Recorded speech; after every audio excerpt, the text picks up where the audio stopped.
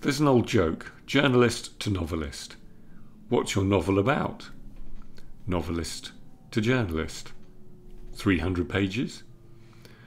I've been at a couple of launches recently of books, both very good books, very good novels, and both of the kind of, post-reading interview. The answer to the first questions have been very interesting. One, and both of them, what is your novel about? The first person said, my novel is about depression. And the second person said, my novel is about bulimia. The surprising thing to me is not that these are both obviously quite serious and complicated and depressing subjects, but that one has chosen, or these writers has chosen, to highlight the theme, if you will. And actually, I'm not even sure that's the case, because a novel that is about depression, in a sense, isn't a novel. A book that is about depression is a paper, is a non-fiction book, a monograph, for instance. Same with bulimia. If you were to say my novel is about a person with depression, or a character with depression, in some ways that's more a case study than a novel. So what are novels about if they're not about the sort of, the kind of what one might reduce to the kind of the essence of the psychological position of the narrator or the voice or whatever. How are they different to a paper on depression or bulimia? How is it different to a case study of a real person? What is the difference? A case study is a story. It will have all the kind of tendrils that will be in a good novel.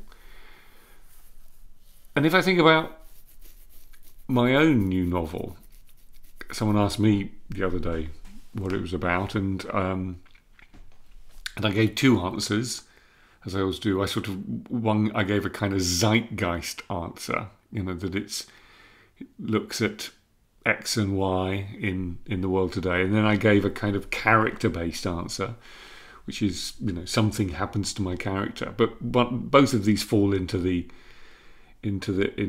problems that I've just talked about.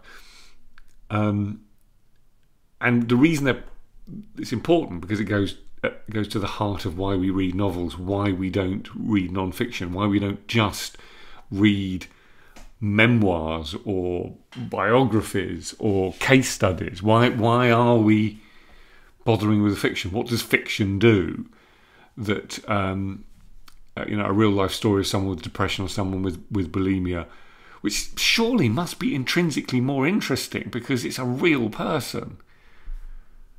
So there is something odd going on that fiction is more compelling. Is it because the conceit that goes into story making is actually manipulates us, and therefore we feel we're engaging on a kind of in the story in another way? I don't know. If that's the case, then are we actually getting less out of it than we think we are? Or does something alchemical happen when we read fiction, when we read stories? And it's got nothing really to do with whether it's about bulimia or depression, or whether it's a love triangle, or whether it's whatever it is. And personally, I think it's something to do with sentence making, and that something is disclosed in sentence making. But then you could say the sentence making in great non-fiction.